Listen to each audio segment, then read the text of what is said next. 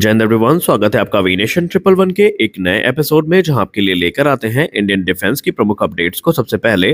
तो चैनल को सब्सक्राइब करना मत भूलिएगा। हम सब जानते हैं कि हमारे देश में जो प्राइवेट सेक्टर कंपनियां हैं वो डिफेंस के क्षेत्र में कितना बेहतरीन काम कर रही हैं। और पहली अपडेट में हम इसी के एक उदाहरण पर बात करेंगे। हैदराबाद स्थित Raghuvanshi machine tool private limited के द्वारा ये अनाउंस किया गया है कि उन्होंने डिफेंस सेक्टर में एक बड़े एंडेवर को अंजाम दिया है और उन्होंने एक लार्जर माइक्रो टर्बोजेट इंजन को विकसित किया है जिसका नाम इंद्र RV40 है।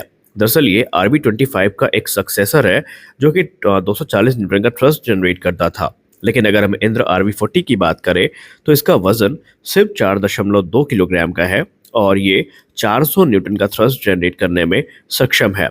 और माना जा रहा है इसका कॉम्पैक्ट साइज और इसका जो पावर आउटपुट है ये इसे अलग अलग एप्लीकेशन के लिए एक प्रॉमिसिंग कैंडिडेट बना देता है। स्पेशली अगर हम बात करें अनमैन एयर व्हीकल और ड्रोन के क्षेत्र में तो उनके लिए ये काफ़ी यूजफुल होने वाला है। रघुवंशी मशीन टूल्स की बात करें तो ये इस समय Indian institute of technology Hyderabad के साथ कोलैबोरेट कर रहे हैं, जहां पर वो इन माइक्रो टर्बोजेट इंजन का निर्माण कर रहे हैं। और माना जा रहा है कि जो RV40 है इसका जो impressive power to weight ratio है ये ड्रोन इंडस्ट्री को एक नए क्रांति की तरफ आगे लेकर जाएगा और ये कई हमारे जो ड्रोन एप्लीकेशन है उनमें इस्तेमाल होता भी दिखाई पड़ेगा।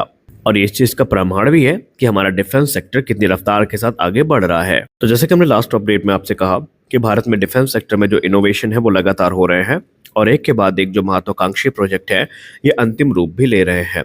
और इसी बीच major general Rajiv Narayanan sir, जो कि प्रोफेसर ऑफ प्रैक्टिस हैं IIT मद्रास में, उन्होंने अनाउंस किया है एक इनोवेटिव प्रोजेक्ट के बारे में जिसका उद्देश्य होगा आर्मर्ड वॉरफेयर को रेवोल्यूशनराइज करना। इसके लिए वो IIT मद्रास के साथ कोलैबोरेट कर रहे हैं जिसके अंतर्गत वो एक tank fired ramjet based fin stabilise armour piercing discarding sabot ammunition, जिसको हम FSA PDS के तौर पे भी जानते हैं, इसको विकसित करने के अनाउंसमेंट कर चुके हैं। ये एक ग्राउंड ब्रेकिंग प्रोजेक्ट होने वाला है क्योंकि ये काफ़ी हद तक जो टैंक म्यूनिशन है उनकी लिथैलिटी और उनकी इफेक्टिवनेस को इन्हांस कर देगा, खासकर अगर हम बात करते हैं मॉडर्न आर्मर थ्रेट्स के अगेंस्ट। यानी मॉडर्न जो आर्मर थ्रेट्स हैं उनके अगेंस्ट हमारे पास एक बेहतरीन हथियार आने वाला है। अब अगर हम बात करें आर्मर टेक्नोलॉजी की तो आप सब जानते हैं बीतते समय के साथ जो मेन बैटल टैंक्स हैं इनमें जो आर्मर टेक्नोलॉजी है वो लगातार एडवांस होती जा रही है और ऐसे में जो अधिक इफेक्टिव एमुनिशन हो गए हैं ये बहुत ज़रूरी बनते जा रहे हैं। अब अगर हम ट्रेडिशनल FSA PDS की बात करें तो ये राउंड बेसिकली अभी भी काफ़ी ज़्यादा लीथल माने जाते हैं, या यूँ कह लें ये most lethal kinetic energy ammunition available है आज के समय में, जो एनिमी टैंक को पेनिट्रेट कर सकते हैं तकरीबन 3000 मीटर दूर से ही डायरेक्ट शूटिंग रेंज में। लेकिन आप सब जानते हैं कि जो इसके लिमिटेशंस है वो भी काफ़ी ज़्यादा है। पहला लिमिटेशन होने वाला है इसकी रेंज और दूसरा होने वाली है इसकी वेलोसिटी। लेकिन इन्हीं सारे चैलेंजेस को टैकल करने के लिए जो एडवांस हमारे पास म्यूनिशन है वो इस समय भारत में ही रेडी किए जा रहे हैं। और आपको पता ही है कि आजकल जो एडवांस टैंक आ रहे हैं, मॉडर्न टैंक आ रहे हैं, इसमें एडवांस एक्टिव प्रोटेक्शन सिस्टम भी इस्तेमाल होता है जो कि इनकमिंग प्रोजेक्टाइल को इंटरसेप्ट कर सकता है। और ऐसे में हमारा जो स्वदेशी proposed ramjet based FSA PDS ammunition होने वाला है ये इन्हीं लिमिटेशंस को एड्रेस करेगा। रिपोर्ट्स में कहा जा रहा है कि इसमें एक रैमजेट टेक्नोलॉजी को यूटिलाइज किया जाएगा जिसके चलते ये जो प्रोजेक्टाइल है ये हायर स्पीड के साथ लंबी दूरी तय कर पाएगा और इसकी जो इफेक्टिवनेस है वो भी काफ़ी ज़्यादा बढ़ जाएगी। अगर ये प्रोजेक्ट सक्सेसफुल होता है और ये इनोवेटिव एमुनेशन बन के तैयार होता है तो ये जो इसकी रेंज देगा वो 6 से लेकर 9 किलोमीटर के बीच में होगी और ये सेफर डिस्टेंस से ही जो एनिमी टैंक है उसको इंगेज करने में काफ़ी मदद करने वाला है। और इससे संबंधित अधिकारी इस चीज़ को लेकर कॉन्फिडेंट है कि वो कम से कम समय में इसको विकसित कर सकते हैं। आप सब जानते हैं कि खालिस्तानी आतंकवादी निज्जर और खालिस्तानी आतंकवादी पन्नू को लेकर के जो भारत अमेरिका और भारत और कनाडा के जो रिश्ते हैं इनमें कुछ तनाव देखा गया है।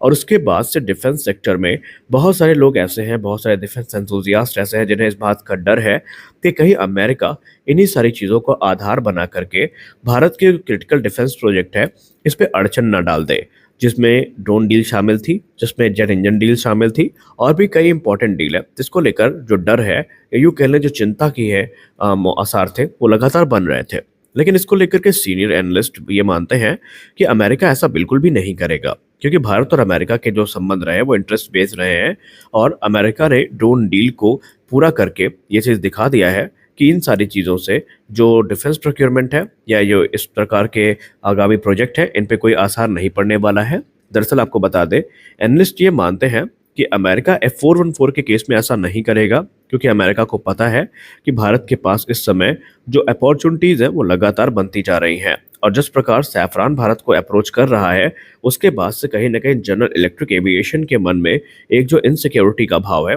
ये लगातार बनता जा रहा है। और अगर र्यूमर्स की बात करें तो र्यूमर्स तो ये भी कह रही हैं कि जो जनरल इलेक्ट्रिक एविएशन है वो यही चाहता है कि जल्द से जल्द जो डील है उसको फाइनलाइज़ किया जा सके। वो नहीं चाहते कि एक बड़ा कॉन्ट्रैक्ट उनके हाथ से निकले। ये बात सच है कि अभी सैफरान के पास भी जो F414 क्लास का इंजन है ये उपलब्ध नहीं है, लेकिन सैफरान ने खुद अप्रोच किया है भारत को, जहां पर वो कम से कम समय में इस प्रकार के इंजन को विकसित करने की बात कर रहे हैं। इसके अलावा सैफरान ने ये भी कहा है कि भारत अगर कोलैबोरेट करता है तो वो 1 दशक से भी कम समय में जो जेट इंजन है वो बना के दे सकते हैं, जो कि 110 किलोटन के आसपास का थ्रस्ट जनरेट करेगा और वो तेजस मार्क 2 में भी इस्तेमाल किया जा सकता है। तो कहीं ना कहीं ये चीज़ अगर होती है तो आप देखेंगे कि जो भारत और अमेरिका के बीच में जेट इंजन डील है ये बहुत खींच के दिसंबर या जो फाइनेंशियल 2025-26 है इसमें ही फाइनलाइज होती आपको दिखाई पड़ेगी। इससे ज़्यादा डिले आप यहाँ पर एक्सपेक्ट नहीं कर सकते। हमारी अगली बड़ी अपडेट आ रही है T90 भीष्म टैंक को लेकर के।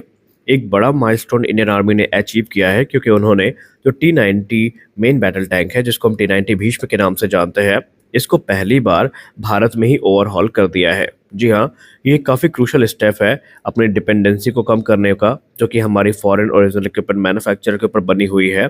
और ऐसे में ये हमारे लिए एक बड़ा अचीवमेंट इसलिए भी है क्योंकि अब हम आर्मर्ड फ्लीट को भारत में ही मेंटेन कर सकते हैं। रशिया यूक्रेन युद्ध के चलते जो स्पेयर पार्ट्स की सप्लाई थी T72 और T90 टैंक्स की, ये काफ़ी ज़्यादा प्रभावित हुई थी और बहुत सारे जो कॉम्प्लिकेशंस है ये भी हुई थी। लेकिन इन सब के बावजूद जो इंडियन आर्मी है उसने जो ऑपरेशनल रेडीनेस है इसको मेंटेन करके रखा है। और इंडियन आर्मी ने जो T90 Bhishma main battle tanks हैं इनको डोमेस्टिकली ओवरहॉल कर दिया है, जिससे कि इन टैंक्स को एक नई लाइफ मिली है। और पहली बार Indian army chief general Upendra Dwivedi sir ने जो overhaul T90 Bhishma main battle tank है इनको सर्विस में इंडक्ट किया है, जब इन्हें जो 505 आर्मी बेस वर्कशॉप है इसमें रिफर्बिश किया गया। माना जा रहा है कि इसमें बहुत सारे जो टेक्नोलॉजिकल एडवांसमेंट है वो भी ऐड करी गई है, जिससे कि इनकी सर्विस लाइफ एक्सटेंड हुई है और इनकी लिथैलिटी भी कई गुना ज़्यादा बढ़ गई है। हमारी अगली बड़ी अपडेट भारतीय वायुसेना से आ रही है। भारतीय वायुसेना के एयर मार्शल नमदेश्वर तिवारी सर ने जो फ्रंट लाइन एयर बेस है वेस्टर्न सेक्टर में उसका दौरा किया है। और ये दौरा क्रमशः 21 से लेकर के 23 अक्टूबर 2024 का है, जहां पर उन्होंने बेस की जो तैयारियां हैं उसको रिव्यू किया है और कार्यों की समीक्षा करी है। और क्योंकि वो खुद एक टेस्ट पायलट रह चुके हैं तेजस प्रोग्राम में, तो उन्होंने एक बार फिर से तेजस में जो 3 शॉर्टीज है वो भरी है और इंडिजिनस फाइटर एयरक्राफ्ट में जो अभी कह सकते हैं इनका डिप्लॉयमेंट है उसको भी यहाँ पर कंफर्म किया है। तो कुल मिलाकर के भी ये कह सकते हैं कि भारतीय वायुसेना अपनी तैयारियों को चाक चौबंद कर रही है और सीनियर जो ऑफिशियल्स हैं उनके एक के बाद एक जो शॉर्टीज हैं तेजस पे, वो इस चीज़ का प्रमाण है कि भारतीय वायुसेना तेजस को कितना पसंद करती है। और तेजस मार्क 1A का इंतजार फिलहाल भारतीय वायुसेना के द्वारा किया जा रहा है। तो आज के इस वीडियो में बस इतना ही। आशा करते हैं ये वीडियो आपको अच्छी लगी होगी।